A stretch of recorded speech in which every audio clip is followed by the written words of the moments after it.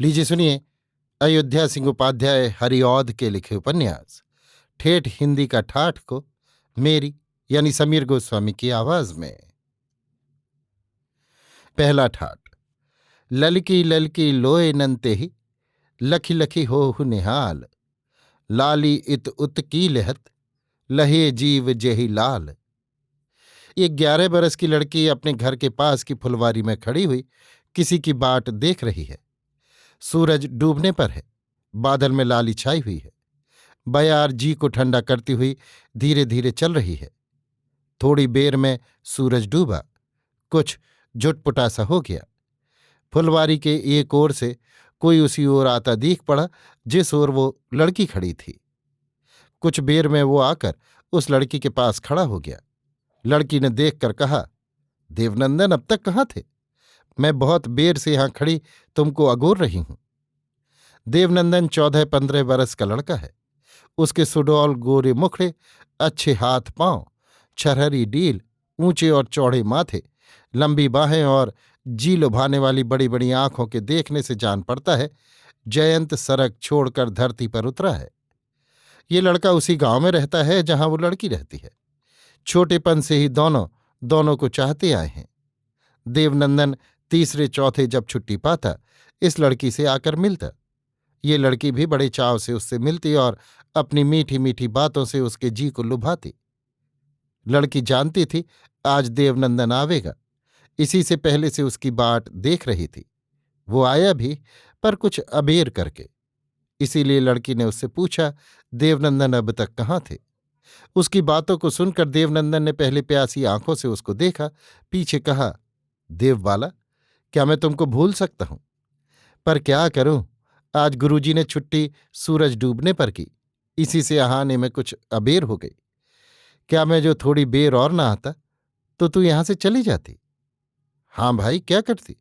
अंधेरा होने पर यहां ठहर तो नहीं सकती। मां जो कुढ़ने लगती है। देवनंदन, तो फिर हमसे तुमसे आज भेंट कैसे होती? देवबाला, कैसे होती? इसी से तो कहती हूं, तुम जैसे पहले मेरे घर आया करते थे उसी भांति अब भी आया करो। मां भी एक दिन कहती थी, बहुत दिन हुआ देवनंदन को मैंने नहीं देखा। देवनंदन, तुम्हारे घर आने में मुझे कौन अटक है? पर देखो, यही दिन पढ़ने लिखने के हैं। जो इधर उधर घूम फिर कर इनको बिता दूंगा तो फिर पढ़ना लिखना कैसे आवेगा? देवबाला ने रूठ कर कहा, क्या हमारे घर आना इधर उधर घूमना है? हमारे घर घड़ी आध घड़ी के लिए आओगे तो क्या इसी में तुम्हारा पढ़ना लिखना ना हो सकेगा? देवनंदन ने हंसकर कहा, अच्छा, अब मैं फिर तुम्हारे घर कभी कभी आया करूंगा। आंचल के नीचे क्या छिपाए हो देवबाला? देवबाला, क्या देखोगे? देवनंदन, हाँ, देखूं क्या है? देवबाला ने आंचल हटाकर दिखलाया। देवनंदन ने देखा, फूलों से बनी हुई एक बहुत ही अच्छी माला है। देवनंदन ने पूछा, ये माला तुमने क्यों बनाई है देवबाला? देवबाला, बतलाओ, देखें। देवनंदन, हम कैसे बतलावें? हम तुम्हारे जी की बात कैसे जान सकेंगे? देवबाला, क्या तुम हमारी जी की बात नहीं जानते? जो नहीं जानते तो हमसे मिलने के लिए यहां कैसे आया करते हो? देवनंदन ने देखा, इन बातों के कहते कहते लाज से उसकी आंखें नीची हो गईं। गाल की लाली कुछ और गहरी हो गई, जिससे उसका आप ही सुहावना मुखड़ा और भला दिखलाई देने लगा। देवनंदन ने कहा, हाँ, ये तो जानते हैं तुम हमको प्यार करती हो, हमको देखकर फूली नहीं समाती हो, और इसीलिए हम तुमसे मिलने के लिए बड़े चाव से आते हैं। पर माला की बात तो निपट नहीं है, हम इसको भला कैसे बता सकते हैं? देवबाला ने कहा, क्या जिसको कोई प्यार करता है, कुछ अच्छा मिलने पर वो उसको उसे देना नहीं चाहता? देवनंदन, क्या ये माला तुमको यहीं मिली है? देवबाला, नहीं, माला नहीं, फूल मिला है। माला मैंने बनाई है। देवनंदन, तुमने मेरे लिए इतना कुछ किया है? अच्छा, लाओ देखे। देवबाला, क्या मेरे हाथ में तुम नहीं देख सकते हो? पहनो तो दूं? देवनंदन, अच्छा दो, पहनूंगा। देवबाला ने धीरे धीरे अपने बड़ के नए पत्ते से हाथों को बढ़ाकर वो फूल की माला देवनंदन के हाथों में दी। देवनंदन ने प्यार के साथ अपने हाथों से उस माला को लेकर गले में पहन लिया। देवबाला ने देखकर कहा, देवनंदन, तुम्हारे गले में ये माला बहुत ही भली लगती है। अब जब जब तुम आओगे मैं तुमको एक माला बनाकर दिया करूंगी। देवनंदन ने बहुत ही प्यार के साथ उसकी इन बातों को सुना। इसी बीच अंधेरा होने लगा। देवबाला ने कहा, अब अंधेरा हुआ जाता है, मैं यहां ठहर नहीं सकती। देवनंदन ने कहा, तो अच्छा तुम जाओ, अब मैं भी जाता हूं। ये सुनकर फुलवारी की ओर से धीरे धीरे देवबाला घर चली गई। पीछे देवनंदन भी कुछ सोचते सोचते फुलवारी से बाहर हुआ। दूसरा ठाट। देवबाला की मां का नाम हेमलता है। ये देवनंदन को बहुत चाहती। जब वो घर आता ये उसका बड़ा लाड़ प्यार करती। वो सोचती, फूल सी मेरी लाडली के लिए कौल से देवनंदन को छोड़ और कोई जोग बर नहीं हो सकता। घर में जब ये दोनों साथ खेलते उस घड़ी हेमलता की आंखों को इनकी जोड़ी देखकर बड़ा सुख मिलता। जब ये दोनों छोटे थे उन दिनों हेमलता इनको कभी कभी फूलों से सजाती और दोनों को अपनी गोद में बिठालकर सरग सुख लूटती। जब से देवनंदन सयाना हुआ है लाज से बहुत हेमलता के घर न आता था और इसीलिए फुलवारी में देवबाला को उलाहना देना पड़ा था। पर जब कभी वो आता हेमलता उसी भांति उसको प्यार करती, उसी भांति देवबाला के साथ उसको मिलने जुलने और खेलने देती। हेमलता भले घर की पतोहू है। वो जानती थी 11 बरस की लड़की का 14-15 बरस के पराये लड़के के साथ मेलजोल भले मानसों की चाल नहीं है। पर जो बात उसके जी में थी उससे वो दोनों के आपस के नेह में कोई बुराई न समझती। घर की फुलवारी में भी देवबाला के पास देवनंदन को आने जाने से न रोकते। एक दिन हेमलता अपने पति रमाकांत के पास बैठी हुई पंखा जल रही थी। इधर उधर की बातें हो रही थीं। इसी बीच देवबाला की बात उठी। हेमलता ने कहा, देवबाला 11 बरस की हो गई, अब उसका ब्याह हो जाना चाहिए। मैं चाहती हूं कि इस बरस आप इस काम को कर डालें। रमाकांत ने कहा, ये बात मेरे जी में भी बहुत दिनों से समाई है। मैं भी इस बरस उसका ब्याह कर देना चाहता हूं, पर क्या करूं, कहीं जो घर बर नहीं मिलता। एक ठौर ब्याह ठीक भी हुआ है तो वो 500 रोक मांगते हैं। इसी से कुछ अटक है, नहीं तो इस बरस ब्याह होने में और कोई झंझट नहीं है। हेमलता, क्या आप मेरी बात न मानेंगे? मैं कई बार आपसे कह चुकी हूं देवबाला के जोग देवनंदन ही है। आप क्यों नहीं देवबाला का ब्याह देवनंदन के साथ कर देते? देवनंदन से बढ़कर बर कहाँ मिलेगा? रमाकांत, मैं तुमको कहाँ तक समझाऊं? देवनंदन का ब्याह हमारी लड़की के साथ नहीं हो सकता। ये मैं जानता हूं देवनंदन का बाप बड़ा धनी है। देवनंदन भी देखने सुनने पढ़ने लिखने सब बातों में अच्छा है, पर हाड़ में तो अच्छा नहीं है। हेम, कैसा? हाड़ में अच्छा नहीं है कैसा? मैं तो जानती हूं उसके ऐसा सुघर सजीला लड़का इस गांव भर में कोई दूसरा नहीं है। रमाकांत, जो तुमको यही समझ होती तो मुझको इतनी सिरखप क्यों करनी पड़ती? मैं ये कहता हूं उसके घर की लड़की का ब्याह मेरे यहां हो सकता है, मेरे घर की लड़की उसके यहां नहीं दी जा सकती। वो जात में मुझसे उतर कर है। हेम, ये कैसी बात? जिसकी लड़की लेते हैं, जिसके यहां भात खाते हैं, वो जात में कैसी उतरा कहा जा सकता है? मैं समझती हूं ऐसी ठौर लड़की देने में कोई बुराई नहीं है। राम, तुम्हारी समझ ही कितनी त्रिया हो ना। बाप दादे से जो बात होती आई है उसको कोई कैसे छोड़ सकता है? क्या लोगों के हंसने का डर तुमको नहीं है? हेम, हंसने का डर कैसा? जानबूझकर बुरा काम न करना चाहिए। भला काम करने पर कोई हंसे, हंसा करे। फिर जो समझ वाले हैं, पढ़े लिखे हैं, भले हैं, वो ऐसी बातों पर हंसते नहीं। कोई थोड़ी समझ का अनपढ़ गवार और नंगा लुच्चा हंसे, हंसा करे, इसमें कोई बुराई नहीं। बाप दादे जो कर गए हैं वही करना चाहिए। पर बाप दादे ने जो कुछ भूल की हो, कोई बुरा काम किया हो, उसको ना करना ही सब लोग अच्छा समझते हैं। आपने जहां देवबाला का ब्याह ठीक किया है मैं जानती हूं। देवपुर के दयाशंकर पांडे के लड़के रमानाथ से आप देवबाला का गठजोड़ करना चाहते हैं। भला बताइए तो, रमानाथ सा अनपढ़ काला कलूटा गांव भर का नंगा लड़का ही देवबाला के लिए जोगबर है? दयाशंकर के छप्पर के झोंपड़े ही देवबाला सी दुलारी और प्यारी लड़की के रहने जोग घर है? जन्म भर के लिए लड़की धूल में मिला दी जावे, ये कोई हंसी की बात नहीं है। लड़की को अच्छा खाना न मिले, अच्छा कपड़ा न मिले, वो अनपढ़ गवार मुफट लोह लठ के पाले पड़कर जन्म भर जला करे, ये हंसी की बात नहीं है, दुख की बात नहीं है। पर जोग बर के साथ अच्छे घर में लड़की देना, सो भी उसके यहाँ जिसकी लड़की लेते हैं, जिसका भात खाते हैं, हंसी की बात है। जो हंसी हंसने वाले के मुंह तक ही रहती है, जिस हंसी से हमारा कुछ बिगाड़ नहीं हो सकता, उस ओर तो हमारा मन जाता है। पर कैसी पछतावी की बात है, जिस काम करने से हमारी लड़की जन्म भर विपद की नदी में डूबती उतराती रहती है, उस काम के न करने की ओर हमारा मन नहीं जाता। आप मेरी इन बातों को सोचें और अपनी फूल जैसी सुकुंवारी लड़की को ऊसर में न फेंके। राम, आज तो तुमने बातों की झड़ी लगा दी। इतनी सी बात के लिए इतना पछड़ा? मैं तुम्हारी सब बातें समझता हूं, पर जिस काम करने से मुझको अपनी मूछ नीची करनी पड़ेगी, उस काम को मैं जी रहते कभी न कर सकूंगा। दयाशंकर और बातों में कैसे ही हुए, पर हाड़ में बहुत अच्छे हैं। उनके यहां ब्याह करने ही में मेरी पत रहेगी। देवनंदन सोने का भी हो तो हमारे काम का नहीं है। हेम, भला काम करने में मूछ नीचे क्यों होगी, ये मैं नहीं समझती। पर जो आप नहीं मानते हैं तो कोई अच्छा घर भर खोजिए। दयाशंकर के हमें अपनी लड़की का ब्याह कभी न होने दूंगी। राम, न होने दोगी तो गहने उतारो, घर द्वार बेचो, 12-1400 रोक दो। अच्छा घर भर मैं खोज देता हूं। बेटी का ब्याह करके घर घर भीख मांगते फिरना। हेम, बड़ी दुख की बात है, जिनको आप हाड़ वाले कहते हैं, उनके यहाँ अच्छा घर भर मिलने से हम लोग आप कंगाल बनते हैं। जो देवनंदन का बाप सदाशिव मिसिर भले मानसों की भांति बिना एक कौड़ी लिए हमसे ब्याह करना चाहते हैं, उनके यहाँ देवबाला देने से आपकी मूछ नीची होती है। तो क्या दयाशंकर के यहाँ ब्याह करके लड़की को जन्म भर के लिए मिट्टी में मिला देना ही आप अच्छा समझते हैं? राम, किसी को कोई मिट्टी में नहीं मिलाता। जो जिसके भाग में होता है वही होता है। देवबाला के भाग में दुख बदा है तो उसको सुख कैसे मिलेगा? हेम, सच है, पर किसी को जानबूझकर जब हम आग में फेंक देंगे तो वो क्यों न जलेगा? भाग वही माना जाता है जहां बस नहीं चलता।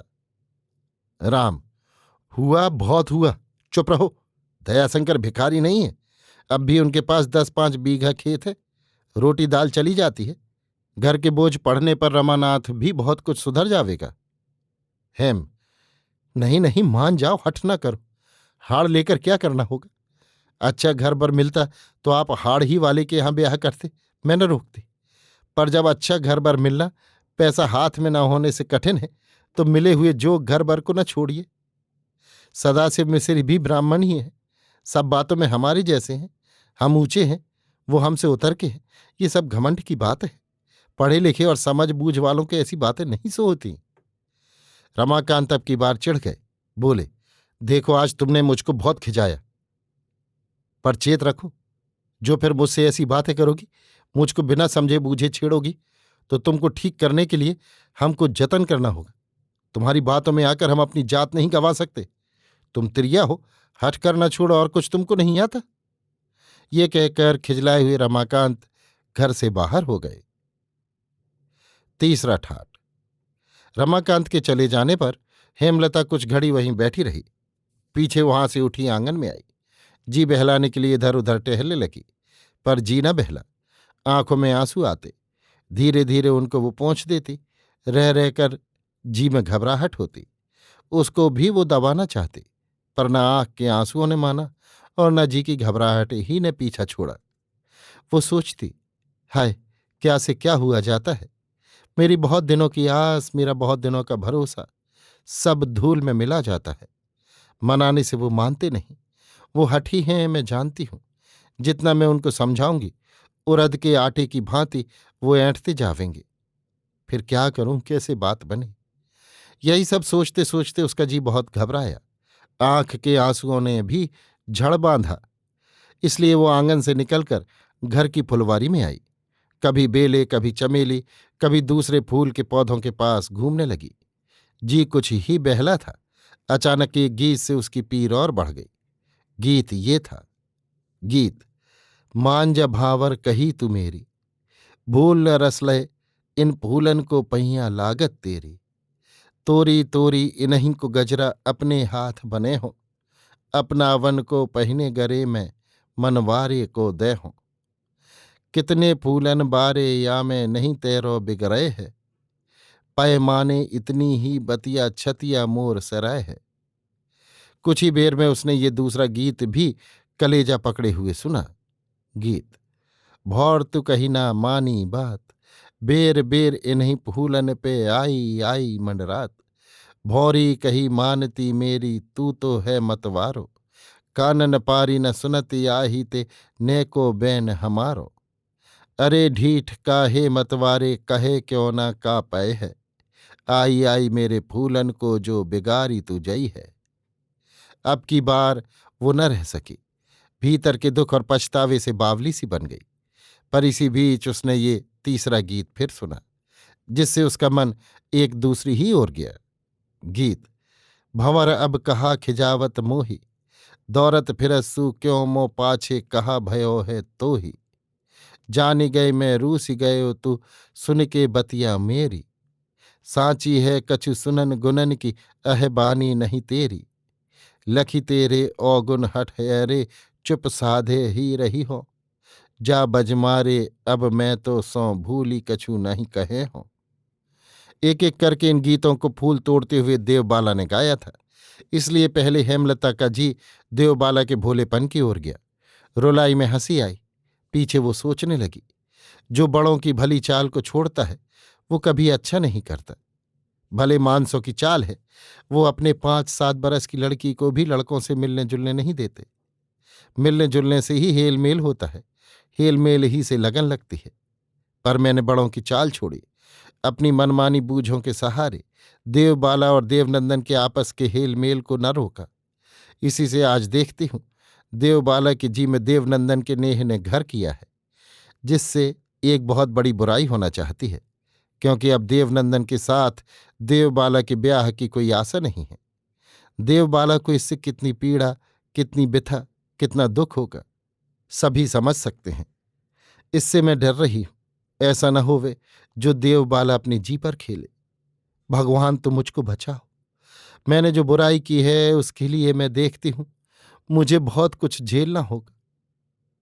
जिस देश में लड़की अपना ब्याह है आप नहीं कर सकती, जिस देश में माँ बाप के हाथों ही निपटारा है, उस देश के लिए पुरानी चाल कितनी अच्छी है। जो लड़की लड़कों का सब भांत का मेल रोका जावे, लड़कपन ही से इस देश के भलों की लड़कियां ओट में रहना सीखती हैं। उसका कारण यही है, जिसमें उनके जी में किसी का नेह घर न करने पावे। पर मैंने अपने हाथों सब बात बिगाड़ी है, जानबूझकर बुरा किया है। इससे भलाई के मग में कांटे पड़े तो कौन अचरज है। हेमलता इसी उधेड़ बुन में थी। इसी बीच देववाला के कानों में किसी के पांव की चाप पड़ी। उसने फिर कर देखा, हेमलता कुछ मन ही मन सोचती उसी की ओर आ रही है। इससे वो कुछ लजाई, कुछ डरी। आंचल के फूल को जहां खड़ी थी वहीं डाल दिया, पर जो 2-4 फूल उसके हाथों में थे उसको न फेंका। सोचा फेंकने से मां को खुटक होगी, इससे इनका हाथों ही में रहना अच्छा है। अब हेमलता पास आ गई थी। देवबाला भी अपनी ठौर से बहुत कुछ आगे बढ़ाई थी। लाज और डर से देवबाला सिर ऊंचा न करती थी। वो जी में सोच रही थी, जो माँ ने मेरे गीतों को सुना होगा तो अपने जी में क्या कहती होगी। इतने में हेमलता ने कहा, देवबाला तूने ये फूल क्यों तोड़े हैं? देवबाला, माँ क्या फूल नहीं तोड़ते? हेमलता, क्यों नहीं तोड़ते? पर तू फूल लेकर क्या करेगी? फिर सांझ को कोई फूल तोड़ता है? देवबाला, अच्छा अब न तोड़ूंगी। हेमलता, हाँ अब मत तोड़ियो। और देवबाला तू अब सयानी हुई, इससे देवनंदन से भी अब तू न मिला कर, क्योंकि ऐसा करने से लोग हंसेंगे। भले मानसों की ये चाल नहीं है। देवबाला कुछ डरी, कुछ अचरज में आई। उससे कुछ बोला न गया। वो घबराई हुई आंखों से अपनी मां के मुंह की ओर देखने लगी। इससे हेमलता को बड़ी बिथा हुई, पर उसने अपने जी को छिपा कर कहा, क्यों देवबाला बोलती क्यों नहीं? इतनी घबराई क्यों? देवबाला, मां घबराई तो नहीं, पर क्या बड़ों की सब बातों ही को सुनकर कुछ कहना पड़ता है? हेमलता ने देखा इन बातों के कहते कहते उसका मुंह गंभीर हो गया, आंखें स्थिर हो गईं और घबराहट की वो पहली बातें जाती रहीं। वो अचानक उसका ये ढंग देख कर डरी, फिर कुछ न बोली। चुपचाप पहले की भांति उधेड़ बुन में लगी हुई घर की ओर चली। देवबाला भी उसी के पीछे पीछे घर आई। आज वो देवनंदन से न मिल सकी। इसके कुछ दिनों पीछे रमानाथ के साथ देवबाला का ब्याह ठीक हो गया। चढ़ावा भी चढ़ गया। धीरे धीरे गांव के सब लोगों के साथ इस बात को देवबाला और देवनंदन ने भी जाना। चौथा ठाट। आज देवबाला छिपकर फुलवारी में आई है। डबडबाई आंखों घबराई हुई इस पेड़ तले उस पेड़ तले घूम रही है। कभी रोती है, कभी आंचल से आंसुओं को पोंछ डालती है। ना जाने मन ही मन क्या सोचती है। कैसी कैसी बातें उसके जी में समा रही हैं, जिससे उसका मन थिर नहीं होता है। इतने में उसकी आंखें फूल की उन पंखुड़ियों की ओर गई जो अपने पौधों के पास कुमलाई हुई धरती पर पड़ी थीं। उनको देखकर उसके जी में बहुत सी बातें समाईं। उसने सोचा, इस धरती पर सुख ही नहीं दुख भी है। अभी 2 दिन की बातें हैं, ये पंखुड़ियां कैसी हंस रही थी। इनमें कैसी सुघराई थी, कैसा अनोखापन था, कैसी जी लुभाने वाली छटा थी। पर आज न वो हंसी है, न सुघराई है, न वो अनोखापन है, न वो छटा है। आज वो कुम्हला गई है, सूख गई हैं, मुरझाई हुई धरती पर पड़ी हैं। जग का यही ढंग है, सब दिन एक सा नहीं बीतता। फिर जिस पर जो पड़ता है उसको वो भुगतना होता है। होनहार अपने हाथ नहीं। मानुख सोचता और है, होता और है। घबराने से क्या होगा? जो भाग में लिखा है मिटने का नहीं। फिर धीरज क्यों ना करें? बावली हो होकर कहाँ तक मरें? इसी भांति उसने और भी बहुत सी बातें सोचीं, पर उसके मन को ढांढस न होता था। बहुत देर तक धीरज करके वो थिर, बिना घबराहट और बहली हुई जान पड़ती। पर कुछ ही देर में वो फिर घबराई, उदास और बावली बन जाती। जिस घड़ी उसका मन इस भांत डवाडोल था, उसने फुलवारी की एक ओर से देवनंदन को अपनी ओर आते देखा। देवनंदन धीरे धीरे उसके पास आया, धीरे धीरे अपनी आंखें उठाकर उसकी ओर देखा। पीछे दोनों एक पेड़ के नीचे बैठ गए। कुछ घड़ी दोनों चुप रहे, मन ही मन न जाने क्या क्या सोचते रहे। फुलवारी में सब ओर सन्नाटा था। बयार ही धीरे धीरे चलकर पत्तों को खड़खड़ाती थी। कभी कभी कोई चिड़िया कहीं बोल उठती थी, नहीं तो और किसी भांति फुलवारी का सन्नाटा न टूटता था। इससे बढ़कर सन्नाटा इन दोनों पर छाया था। हाथ पांव तक न हिलता था, आंख की पलक भी न पड़ती थी। पर कुछ ही देर में देवबाला चौंक पड़ी। इस भांत चुपचाप बैठे रहना उसको भला न जान पड़ा। अब झुटपुटा भी होने लगा था।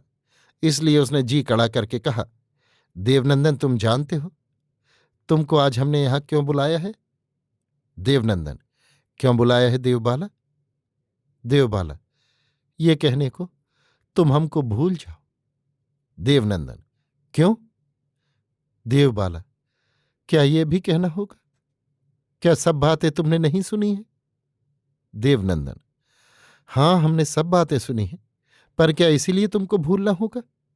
चाह के भी तो कितने ढंग हैं। माँ बाप की चाह क्या बेटे के साथ निराली नहीं होती? बहन भाई का आपस का नेह क्या नेह में नहीं गिना जाता? तुम मुझसे छोटी हो, क्या मैं छोटी बहन की भांति तुमको प्यार नहीं कर सकता? क्या धरती में ये नाता भी अनोखा नहीं है? क्या मानुख के लिए निराश होने से किसी आस का होना अच्छा नहीं है? देवबाला ने देखा, ये कहते कहते देवनंदन की आंखें थिर हो गईं। मुंह पर धीरज दिखलाई देने लगा और घबराहट का नाम तक उसमें न था। देवबाला ने एक ठंडी सांस भरी, कहा, देवनंदन, तुम्हारी बातों को सुनकर मुझे बहुत ढांढस हुआ। मेरे कलेजे का बोझ बहुत हल्का हो गया। आपका धीरज, आपकी भलमनसाहत सराहने जोग है। मुझको तुमसे इन बातों को सुनने की आस न थी। मैं तुमको समझाना चाहती थी, पर तुम्हारी बातों ने मुझको आप समझा दिया। देवनंदन, क्यों देवबाला, क्यों तुम्हें मुझसे इन बातों के सुनने की आस न थी? क्या मैं ब्राह्मण का बेटा नहीं हूं? क्या मैं हिंदू के घर में नहीं जन्मा हूं? क्या मैं धर्म की मर्यादा नहीं जानता? क्या धर्म मुझको प्यारा नहीं है? क्या हिंदू की बेटी माँ बाप जो कहें वो ना करके दूसरा कर सकती है? क्या हम लोग बड़ों की चाल छोड़ सकते हैं? क्या माँ बाप जो कहें उसको सिर झुकाकर मान लेना ही हम लोगों का धर्म नहीं है? क्या अपने बड़ों की मर्यादा हम लोग बिगाड़ सकते हैं? कभी नहीं। फिर क्यों ना ऐसी बातें हम कहें?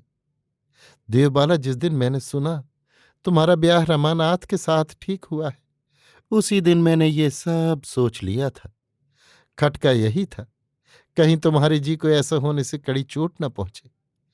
पर भगवान की दया से मेरी ये खुटक जाती रही। अब अपना दिन मैं बहुत सुख से बिताऊंगा। देवबाला ने कहा, देवनंदन जाओ, भगवान तुम्हारा भला करें। जो तुमने मुझको समझाया वही समझकर मुझको भूलना ना। अब मैं ये ना कहूंगी तो मुझको भूल जाओ। मैं भी तुमको अपना भाई समझती रहूंगी। देवनंदन उठकर खड़ा हुआ, जाना चाहता था। इतने में देवबाला ने कहा, तनिक ठहरो, कुछ और कहूंगी। देवनंदन, क्या कहोगी देवबाला, कहो। देवबाला, यही कहती हूं, अपना ब्याह करना। देवनंदन, ये तुमने क्यों कहा देवबाला? देवबाला, न जाने क्यों मेरे जी में अचानक ये बात आई, इसलिए मुझको तुमसे ये बात भी कहनी पड़ी। मुझको पूरा भरोसा है तुम मेरी बात मानोगे। देवनंदन कुछ बेर चुप रहा, फिर कहने लगा, देवबाला, इस बीच में तुम कुछ न बोलो। मैं क्या करूंगा ठीक नहीं कह सकता। मानुख के बस में कुछ नहीं है। वो खिलाड़ी जो नाच चाहता है नचाता है। हमने सोचा था कुछ और, हुआ कुछ और। अब फिर सोचे कुछ और, हो कुछ और। तो इससे ना सोचना ही अच्छा है। ऐसी बातें तुम न छेड़ो, इससे मेरा जी बहुत दुखता है। भगवान के लिए ऐसी बात कहने के लिए तुम अपना मुंह फिर न खोलना। देवबाला, मैं आपका जी दुखाया नहीं चाहती। जिस बात के सुनने से आपको दुख होगा वो मैं कभी न कहूंगी। पर अचानक मैं ऐसा क्यों कह पड़ी, मैं ये आप नहीं समझ सकती। भगवान ही के हाथ सब कुछ है, ये आप बहुत ठीक कहते हैं। इतना कहते कहते देवबाला की आंखों में आंसू भर आए। इस बात को देवनंदन ने भी देखा, पर उसने धीरज को हाथ से जाने न दिया था। इसीलिए बात फेर कर कहा, देवबाला, अंधेरा हुआ जाता है, क्या जाने घर तुमको कोई खोजे, इसलिए अब तुम जाओ। भगवान तुम्हारा धर्म बनाए रहे। इसके पीछे देवबाला ने आंख पहुंच कर देखा, पर देवनंदन को वहां न पाया। 5वां ठाट। आज देवबाला ससुराल जा रही है। जिस दिन वो छिपकर फुलवारी में देवनंदन से मिली थी, उससे कुछ ही दिनों पीछे उसका ब्याह रमानाथ के साथ हुआ। आज तीसरा दिन है। देवबाला के बाप रमाकांत उसका गौना करना चाहते थे, पर रमानाथ के बाप दयाशंकर ने न माना। वो हट करके देवबाला को लिए जाते हैं। 2 घड़ी दिन आया है। अपने गांव से 1 कोस पर देवबाला की डोली आई है। कहार सब उसको लंबी डगों लिए जा रहे हैं। घर से चलते बेले देवबाला बहुत रोई है। अब तक रो रही है, पर धीरे धीरे उसका दुख घट रहा है। डोली चलाकर कहार सब ज्यों ज्यों उसकी जन्म धरती को, उसके माँ बाप को, उसकी लड़कपन की सहेलियों को पीछे छोड़ रहे हैं, वो उसका दुख भी पीछे पड़ रहा है। कुछ ही बेर में देवबाला का जी ठिकाने हुआ। वो कुछ संभली, पर इसी घड़ी उसकी आंखों पर एक जी लुभाने वाली झलक नाचने लगी। पहले सुडौल गोरा गोरा मुखड़ा देख पड़ा, फिर घुघरारे बार, फिर बड़ी बड़ी आंखें, फिर मीठा मुस्कुराहट, फिर ऊंचा चौड़ा माथा, फिर छरहरी डील। इसके पीछे जान पड़ा किसी की प्यार भरी बातें कानों को सुन पड़ती हैं। कोई प्यार से कह रहा है, देवबाला, देवबाला। फिर क्या जान पड़ा, एक सुंदर फुलवारी है। कहीं बेला फूला है, कहीं चमेली फूली है, कहीं पीले फूलों वाला गेंदा है, कहीं प्यारी प्यारी नेवारी है, कहीं मोगरा है, कहीं चंपा है, कहीं अनोखे फूल वाले हरसिंगार है, कहीं कचनार है। मैं उसमें खड़ी हूं, फूल चुन रही हूं, मन ही मन कुछ गा रही हूं। इसी बीच उसी फुलवारी में धीरे धीरे एक ओर से कोई आ रहा है। मैं उसको बड़े चाव से एकटक देख रही हूं। एक दिन वो था जब देवबाला के सामने इस झलक का रखने वाला घंटों आकर खड़ा रहता और वो फूली न समाती। एक दिन वो था जब वो सचमुच प्यारी प्यारी बातों को सुनती और रीझ रीझ जाती। एक दिन था जब वो सच ही सच अपनी मन मोहने वाली फुलवारी में फूल चुनती फिरती और उसकी एक ओर से अपने प्यारे को आता देखती और उमंग से उछल उछल पड़ती। पर आज देवनंदन की ये परछाई किसी झलक, उसकी ये अनसुनी प्यार भरी बातें, ये धोखे की टट्टी की सी फुलवारी, उसमें किसी का आना देवबाला की जी को कुछ घड़ी के लिए बहुत ही दुखिया बनाने लगे।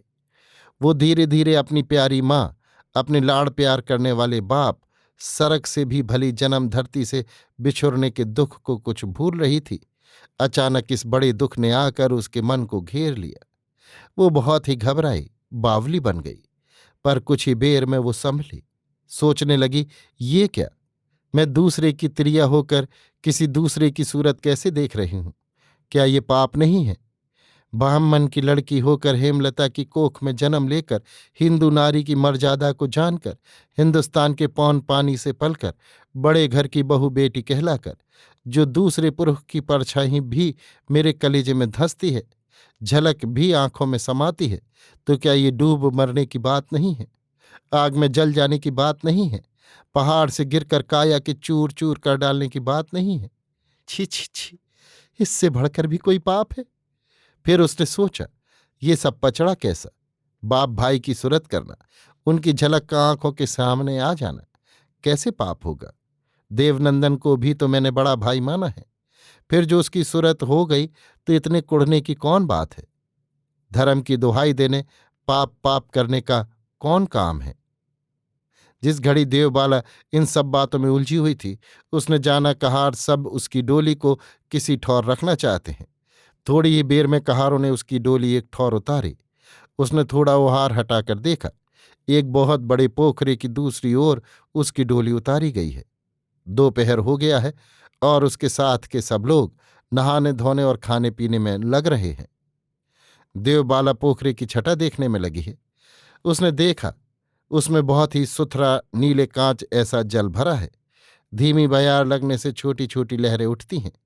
फूले हुए कौल अपने हरे हरे पत्तों में धीरे धीरे हिलते हैं। नीले आकाश और आसपास के हरे फूले फले पेड़ों की परछाई पड़ने से वो और सुहावना और अनूठा हो रहा है। सूरज की किरणें उस पर पड़ती हैं, चमकती हैं, उसके जल के नीले रंग को उजला बनाती हैं और टुकड़े टुकड़े हो जाती हैं। आकाश का चमकता हुआ सूरज उसमें उतरा है, हिलता है, डोलता है, थर थर काँपता है और फिर पूरी चमक दमक के साथ चमकने लगता है। मछलियां ऊपर आती हैं, डूब जाती हैं, नीचे चली जाती हैं, फिर उतराती हैं, खेलती हैं, उछलती हैं, कूदती हैं। चिड़ियां ताक लगाए घूमती हैं, पंख बटोर कर अचानक आ पड़ती हैं, डूब जाती हैं, दो एक को पकड़ती हैं और फिर उड़ जाती हैं। कोई तैरता है, कोई नहाता है, कोई कपड़े खींचता है, कोई अंजुलियों में भर भर कर उसके पानी से अपनी प्यास बुझाता है। गाय बछड़े पानी पीते हैं, बटोही सब घाट पर बैठे खा पी रहे हैं। इन्हीं खाने पीने वालों में से एक ने कहा, डोली उठाओ। देवबाला ने सुना, चौंक पड़ी, संभल कर बैठ गई। इसी बीच कहारों ने डोली उठाई और फिर उसको चलाने लगे। देवबाला की ससुराल उसके नैहर से 8 कोस पर थी। 2 घड़ी दिन रहे उसकी डोली वहां पहुंची, पर अभी बहुत लोग पीछे थे।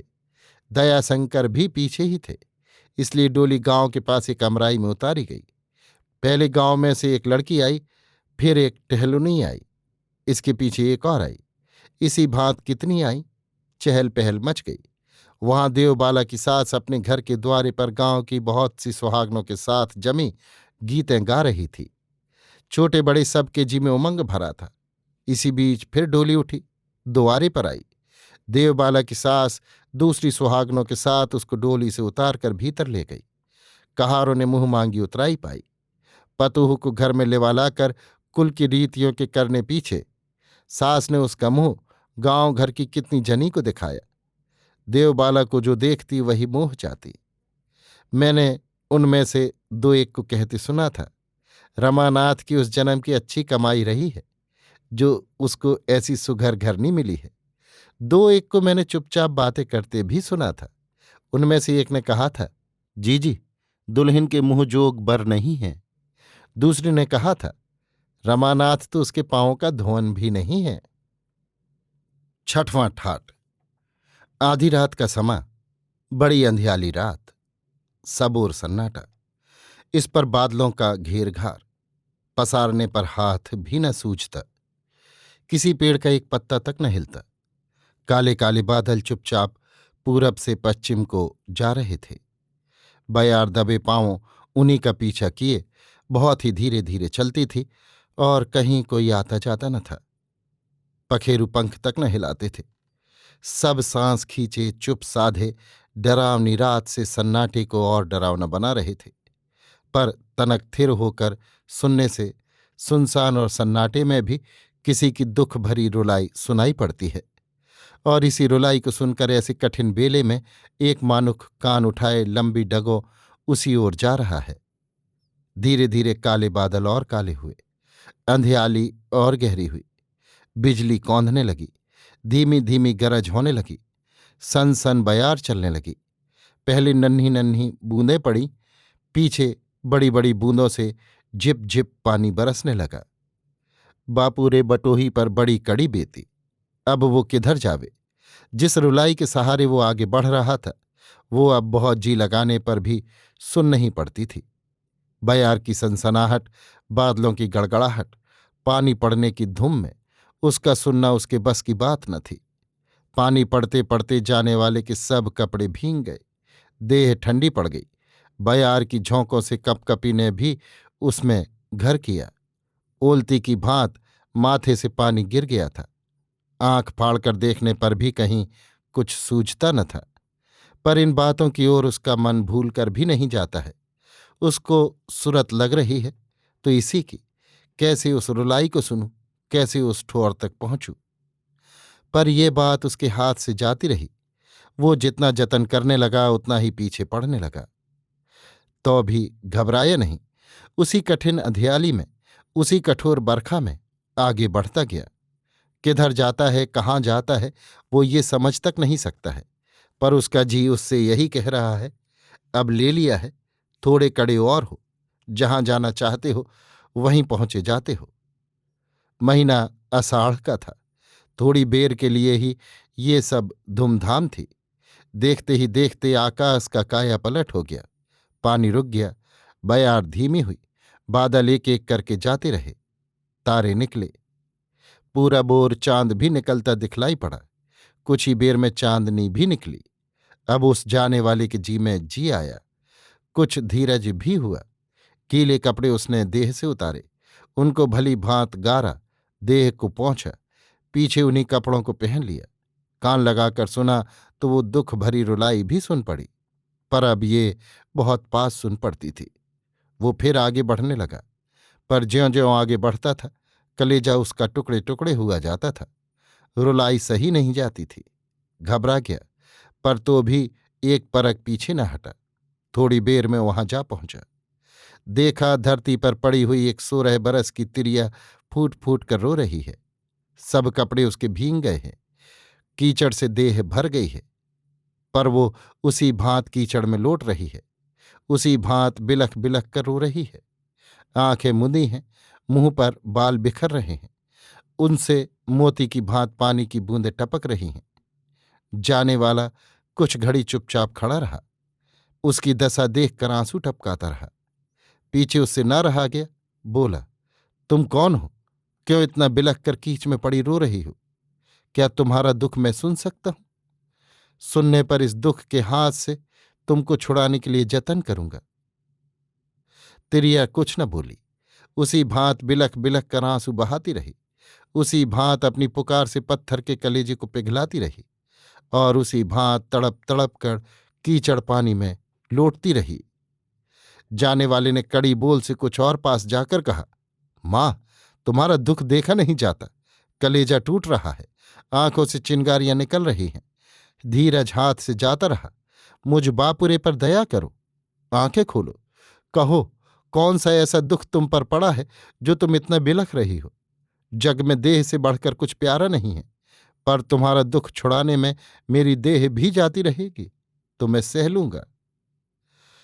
अब की बार इसकी बोल उसके कानों पड़ी। उसने अपनी आंखों को खोला। बोली, हमारा दुख ऐसा नहीं जो उसको कोई छुड़ा सके। राम जिसको दुख देते हैं उसके लिए मानुख क्या कर सकता है। तुम क्यों हमारे दुख से दुखिया बनते हो? जहां जाते हो जाओ, हमारे भाग में यही लिखा है। जब तक जिएंगी इसी भांति कलेजा कूटती रहेंगी। उसने कहा, कोई दुख ऐसा नहीं है जो छूट न सके। राम किसी को दुख नहीं देते। उन्होंने कठिन से कठिन दुख के लिए भी जतन बनाया है। जतन करने से सब कुछ हो सकता है। वो बोली, ना सताओ, हमें जी भर के रोने दो, हमारा दुख इसी से हल्का होता है। दूसरा कोई उपाय हमारे लिए नहीं है। हमारे कलेजे का घाव पूरा नहीं हो सकता। उसकी इन सब बातों से जाने वाले की आंखों में पानी आता था। उसने आंसू पोंछकर कहा, मैंने तुमको मां कहा है, फिर कहता हूं, मां, जैसे होगा तुम्हारा दुख छुड़ाऊंगा, नहीं तो इस 4 दिन के जीने से हाथ उठाऊंगा। तुम्हारे सामने ये टेक करता हूं, सांस रहते इस टेक को निभाऊंगा, नहीं तो फूस की आग में जल मरूंगा। वो तिरिया इसकी बातें सुनकर भौचक बन गई। बोली, तुम कौन हो भाई? बिना समझे बूझे क्यों इतना हठ करते हो? अपना जी सबको प्यारा होता है, दूसरे के लिए अपने जी पर जोंखों क्यों उठाओगे? वो बोला, हम कोई होवें, पर विपत में पड़े को उबारना ही हमारा धर्म है। इस माटी के पुतले के लिए इससे अच्छा कोई दूसरा काम नहीं हो सकता। ये सुनकर वो और अचरज में आई। बोली, जो ऐसा ही है तो आओ, हमारे पीछे आओ, पर जी कड़ा रखना। देखो, मुझ दुखिया को और दुखिया न बनाना। ये कहकर वो उठी और फटे मैले कपड़ों में अपने देह को छिपाकर एक ओर चली। जाने वाला भी उसी के पीछे उसी ओर चला गया। 7वां ठाट। एक बहुत ही बड़ा टूटा फूटा गिरा पड़ा घर है। उसके पास 2 जन घूम रहे हैं। एक वही बटोही और दूसरी वही दुख से बावली बनी तिरिया। उनके देखने से जान पड़ता है वो दोनों जैसे कुछ खोज रहे हैं। थोड़ी देर में उस दुखी तिरिया ने कहा, मेरा जी ठिकाने नहीं, झूठे ही मैं इधर उधर सिर मार रही हूं। देखो, द्वारा यही है, इसको खोलो। बटोही ने उसको खोला। दोनों भीतर गए। भीतर जाकर बटोही ने देखा कि एक अधगिरे घर में एक छोटी सी खाट बिछी हुई है। उस पर 4 बरस का एक फूल सा लड़का लिटाया हुआ है। लड़का पहले बहुत सुंदर रहा होगा, पर अब सूख कर कांटा हो गया है।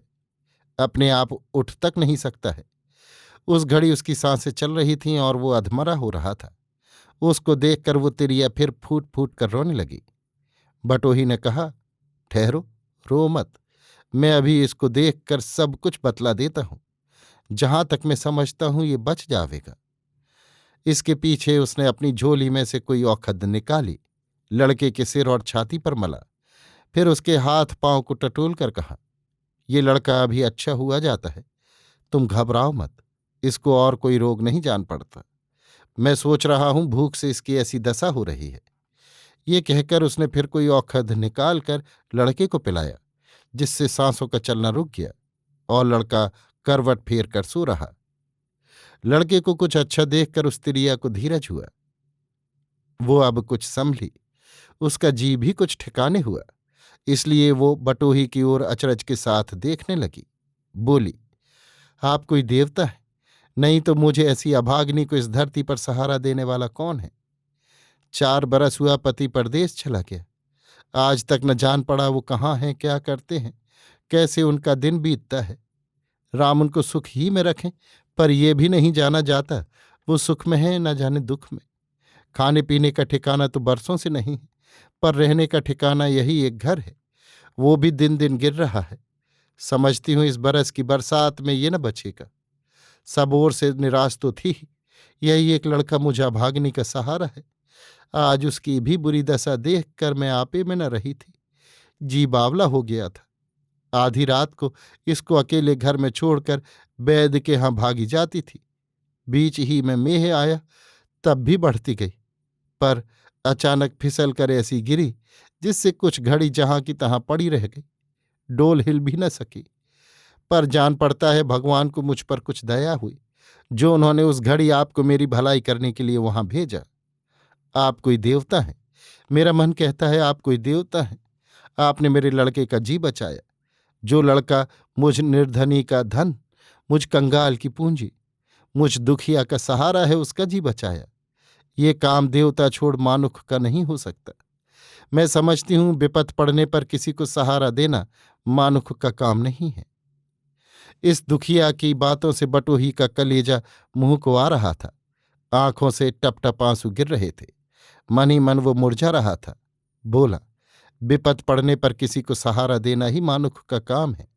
जो दुखियों के दुख को नहीं जानता, पराई पीर से जिसका कलेजा नहीं कसकता, दुख में पड़े को जो नहीं उबारता, भूखों कंगालों पर जो नहीं पसीजता, वो मानुख नहीं, पिशाच है।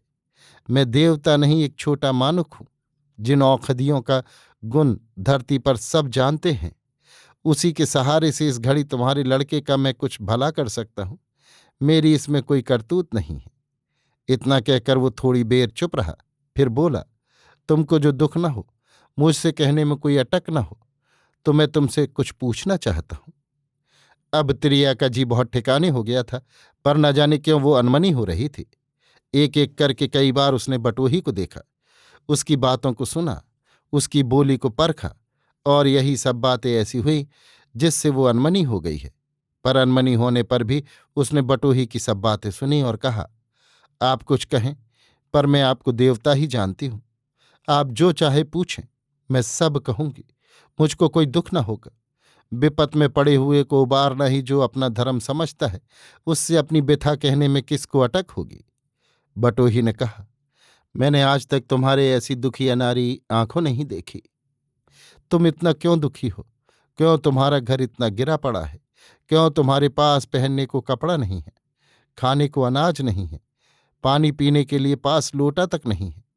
पति जब से परदेस गया, तब से कोई चिट्ठी भी तुम्हारे पास नहीं आई। वो बोली, क्या कहूं, इन सब बातों की सूरत होने से मेरा जी फिर बावला बन गया। फिर मैं पहले की भांति दुखिया बन गई। कलेजा फटता है, मुंह से बात भी नहीं निकलती। पर कहूंगी, आपसे कहकर ही मैं अपने कलेजे के बोझ को हल्का करूंगी। ये कहकर उसने एक ऊंची सांस भरी। बटोही ने कहा, मैं समझता हूं तुमको अपनी पिछली बातों के कहने में बड़ा दुख होता है। ऐसी दशा में मैं भी उसको सुनना न चाहता, पर इसीलिए सुनना चाहता हूं, क्या जाने मैं कोई ऐसा जतन कर सकूं जिससे तुम्हारा दुख कुछ घटे। उसने फिर एक लंबी सांस ली और कहा, मेरा ब्याह हुए 5 बरस हुआ है। मैं ऐसी अभागिनी हूं जो ब्याह के 6 ही महीने पीछे मेरे ससुर मर गए। घर का सब कामकाज वही करते थे, उन्हीं की कमाई को हम लोगों का सहारा था। उनके मरते ही हम लोगों के दुख का पार न रहा। पति नारी का देवता है, वो कैसा ही क्यों ना हो, पर तिरिया उसको अजोग और बुरा नहीं कह सकती।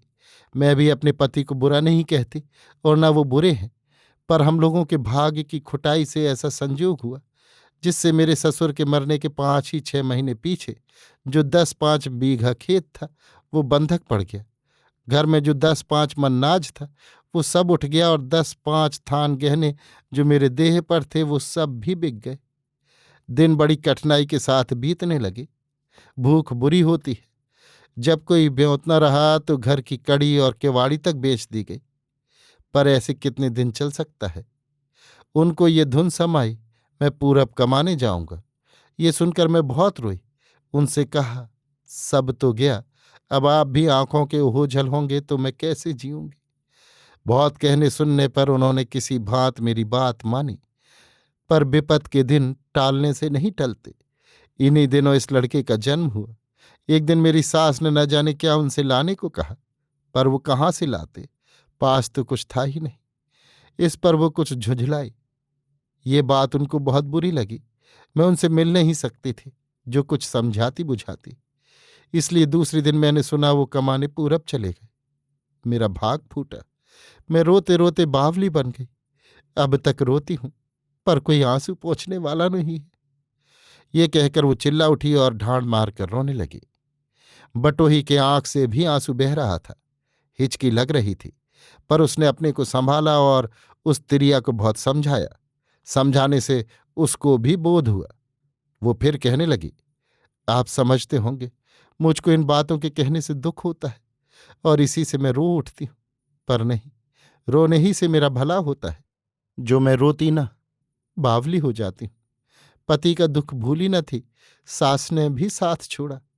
उनका कलेजा पति के मरने से चूर चूर तो था ही। बेटे का बिछोह फिर वो कैसे सहती। उनके पूरब चले जाने के 20 ही दिन पीछे वो भी मर गई। मैं इस धरती पर दुख भोगने के लिए अकेली रह गई। ना जाने मेरे प्राण कैसे हैं जो अब भी नहीं निकलते।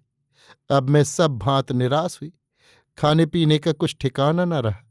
सूत कात कर दिन बिताने लगी। बड़े घर की बहू बेटी ठहरी, क्या करती। किसी के घर जाकर काम काज करने से बड़ों के नाम में बट्टा लगता। भीख मांग नहीं सकती। कौड़ी पास नहीं जो दूसरा कोई काम करती। फिर सूत कात कर दिन बिताने छोड़ मेरे पास कौन उपाय था। इस सूत के बेचने और रुई मोल लाने के लिए मैंने एक टहलुनी रखी थी। इस टहलुनी ने मेरे साथ जो किया उसको मैं नहीं कह सकती।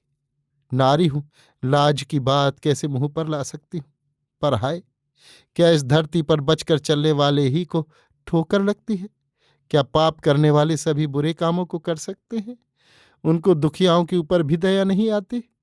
क्या कहूं, राम ऐसों का मुंह न दिखावे। जब मैंने देखा ये टहलनी रहेगी तो मुझको अपना धर्म निभाने में बड़ी कठिनाई होगी, तो मैंने उसको अपने यहां से निकाल दी। पर ऐसा करके मैं बड़ी झंझट में पड़ी।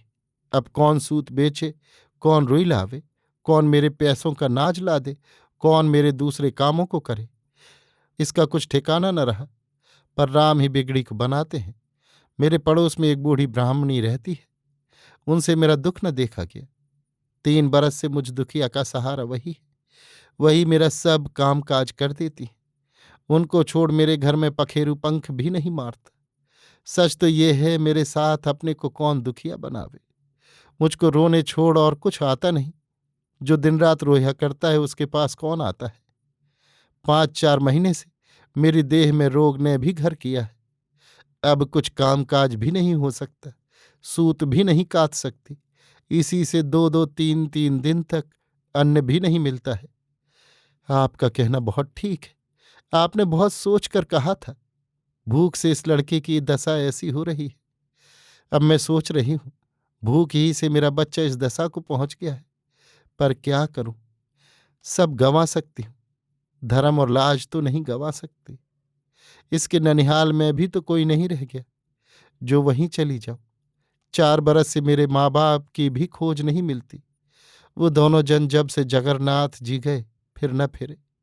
न जाने वो लोग कहाँ हैं, जीते हैं या मर गए, ये भी नहीं जान पड़ता। धरती तू क्यों नहीं फटती जो मैं समा जाऊं? क्या मुझसी दुखिया को तू भी ठौर नहीं दे सकती? ये कहकर वो फिर रोने कलपने लगी और थोड़ी ही देर में मुरझाकर धरती पर गिर पड़ी। 8वां ठाट। बटोही ने जो कुछ आंखों देखा, कानों सुना, वो सब बातें उसको चकरा रही थी, दुखी बना रही थीं और सता रही थी। पर इस घड़ी वो बहुत ही अनमना हो रहा था। वो दुखिया नारी रोई, मुरझाकर धरती पर गिरी, फिर आप ही संभली। पर वो वैसा ही अनमना बना रहा। न जाने क्या सोचता रहा, पर अब अचानक चौंक पड़ा। चौंकते ही कहा, देवबाला। इस देवबाला नाम में न जाने कोई टोना था, न जाने कोई मुरझा देने वाली शक्ति थी, जिससे इस नाम को सुनते ही वो तिरिया अचानक ये कहकर फिर अचेत हो गई। हाय, मैं ऐसी आपे से बाहर हो रही हूं। ऐसा मेरा जी ठिकाने नहीं है जिससे बार बार जी में आने पर भी ये न पहचान सके। मुझ दुखिया को सहारा देने वाला भैया देवनंदन छोड़ और कोई नहीं है। ये सुनकर हमारा बटोही, जो देवनंदन छोड़ दूसरा नहीं है, फिर वैसा ही अनमना, फिर वैसा ही सोच में डूबा दिखलाई पड़ा। पर थोड़ी ही देर में धीरज उसके मुखड़े पर देख पड़ा। उसने उपाय करके उस स्त्रिया को भी, जो देवबाला है, संभाला। कुछ ही देर में उसका जी भी ठिकाने हुआ। पर दोनों कुछ घड़ी चुप रहे, एक बात भी न बोले। न जाने कहाँ कहाँ की बातें सोचते रहे। मैं समझता हूं वही पुरानी बातें जो उनके जी में घूम रही थीं। वो सुख के दिन, वो आपस का प्यार, वो फुलवारी का मिलना, वो मीठी बातें, वो लड़कपन का रंग ढंग, फिर दोनों की अड़चलें, धर्म के झमेले, इसके पीछे भाई बहन सा प्यार, वो अनूठे बर्ताव, एक एक करके आंखों के सामने फिर रहे थे। और इसी से वो दोनों कितनी देर तक कुछ भी न बोले। पर इस घड़ी देवनंदन के जी में कोई और ही बात ठन रही थी। इसलिए उन्होंने ढांढस करके कहा, देवबाला, तुम्हारे दुख से कलेजा फटा जा रहा है। क्या करूं, जो राम चाहते हैं करते हैं। पर मैंने अपने जी में ठाना है, जहां से होगा रमानाथ को मैं खोज निकालूंगा। ये मेरा काम है, तुम्हारा नहीं। अब और कुछ पूछने को नहीं रहा। पर तुमको एक बात बतलानी और रही है, और वो रमानाथ का ठिकाना है। क्या कभी कभी कोई चिट्ठी आती है? देवबाला ने कहा, उनकी कोई चिट्ठी जब से वो गए नहीं आई। मैं उनका कुछ खोज ठिकाना नहीं जानती। मेरे भाग ने सभी बात बिगाड़ रखी है। इतना कहते कहते उसकी आंखें फिर भर आईं और छल छल करके आंसू टपक पड़े। देवनंदन चुप रहा, कुछ सोचने लगा, फिर बोला, अच्छा, मैं खोज ठिकाना किसी भांत जान लूंगा, तुम मत घबराओ। अभी 5-7 दिन में यहां रहूंगा, तब तक ये लड़का भी अच्छा हो जाएगा और इसी गांव में घूम फिर कर मैं रमानाथ का ठिकाना भी जान लूंगा। इसके पीछे मैं ठीक करूंगा, मुझको क्या करना चाहिए। इतना कहकर वो चुप हो गया और मन ही मन कुछ सोचने लगा। देवबाला इस घड़ी देवनंदन को देख रही थी। उसने देखा उसके सब देह में राख मली हुई है, सिर पर लंबी लंबी जटाएं हैं, हाथ में तूंबा और चिमटा है, गेरुए रंग का कपड़ा वो पहने हैं, सब भेष उसका साधुओं का है। देवबाला ने देख भाल कर पूछा, देवनंदन, क्या तुम साधु हो गए हो? पर वो कुछ न बोला, ना जाने क्या सोचता रहा। फिर कहा, ये सब फिर कभी बतलाऊंगा। अब भोर होने लगा था, इसलिए दोनों जन अपनी अपनी ठौरों से उठे और नहाने धोने में लग गए। इसके पीछे देवनंदन 7 दिन यहां रहा। 7 दिन में उसने इस घर की 2 कोठरियां और एक ओसारे को बनाकर ठीक किया। बरस दिन के खाने भर को नाच लिया, 5-7 साड़ियां मोल लीं और ये सब देवबाला को दिया। इस बीच लड़का भी भली भांति अच्छा हो गया था, इसलिए 8वें दिन कुछ रोक भी देकर देवनंदन ने देवबाला से कहा, मैं अब जाता हूं, जहां तक हो सकेगा मैं तुरंत लौटूंगा। मैंने इस गांव में रमानाथ का कुछ ठिकाना पाया है। लोग कहते हैं इस गांव से 4 कोस पर रामपुर नाम का एक गांव है, उसमें भवानी दत्त नाम का कोई कायथ रहता है। पूरब में जहां रमानाथ रहते हैं वहीं ये कायथ भी आता जाता है। आजकल वो घर आया हुआ है, उससे पूछने पर रमानाथ की बहुत सी बातें जान पड़ेंगी। आज मैं वहीं रहूंगा, उनसे सब पूछ पाछ कर कल उसी ओर जाऊंगा। रमानाथ से भेंट होना चाहिए। लिवालाना मेरे हाथ है, मैं उनको 3 महीने के भीतर ही लेकर यहां पहुंचूंगा। तुम घबराना मत। देवबाला बोली, मैं क्या कहूं, जो तुम करते हो उसमें मैं हाथ नहीं डाल सकती। जो हाथ डालूं भी तो तुम काहे को मानोगे। मैं भी समझती हूं, भाई से बढ़कर इस धरती में अपना कोई दूसरा नहीं है। आप जावें, मैं आपको रोक नहीं सकती, पर मैं बड़ी अभागनी हूं, इसी से मेरा कलेजा धक धक कर रहा है।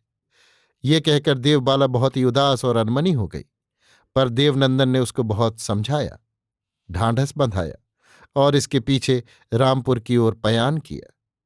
देवबाला के लिए फिर वही दिन रात आगे आई, पर उसके जी में ये बात बहुत उठा करती, क्या देवनंदन साधु हो गए? उसका भेष साधुओं का क्यों है? अपना ब्याह उन्होंने नहीं किया क्या? जब मैंने उनसे इन बातों को पूछा तो उन्होंने क्यों नहीं बतलाया? पर कोई ऐसी बात उसके जी में नहीं समाती थी जिससे उसका बोध होवे। नवा ठाट। वो देखो सामने रामपुर गांव दिखलाई पड़ता है। चारों ओर हरे भरे बांस के पेड़ लहरा रहे हैं। उनके पास ही 2-1 पेड़ आम, जामुन, महुआ और कटहल के दिखलाई देते हैं। पास ही एक बहुत बड़ा ताल है। ताल के ऊपर गांव से थोड़ा हटकर एक बड़ा भारी बड़ का पेड़ है। धीमी बयार लगने से उसके पत्ते धीरे धीरे हिल रहे हैं। उस पर एक झंडी भी फहरा रही है। जान पड़ता है वहां काली का थान है। उसी पेड़ के नीचे 2 जने बैठे बातें कर रहे हैं। उसमें एक हमारे जान पहचान वाले देवनंदन है और दूसरा वही भवानीदास है। उनमें बहुत देर तक बातें होती रहीं, जिससे देवनंदन ने रमानाथ की बहुत सी बातें जानी। पिछली बातें उन लोगों की ये थीं। देवनंदन ने पूछा, जब रंगपुर में तुम दोनों जने साथ रहते थे तो रमानाथ ने फिर रंगपुर का रहना क्यों छोड़ा?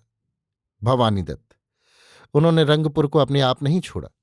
मैं कह चुका हूं, रमानाथ की चाल चलन ठीक नहीं है। वो बड़ा छटा और लुच्चा है। जिस बाबू के यहां वो काम काज करता था, उन्हीं बाबू की टहलुनी के साथ एक दिन वो पकड़ा गया।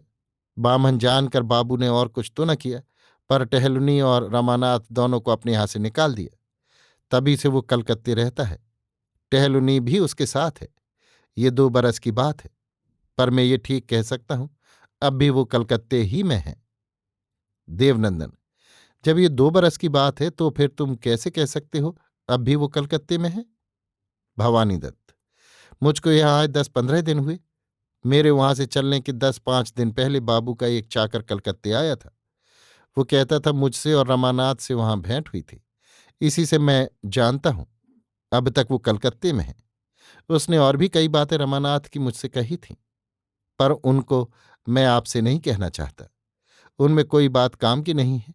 सब ऐसी ही हैं जिससे रमानाथ का नाम लेने को मन नहीं करता। देवनंदन। जाने भी दो। मैं भी उनको नहीं सुनना चाहता। मुझको उन बातों से कोई काम नहीं।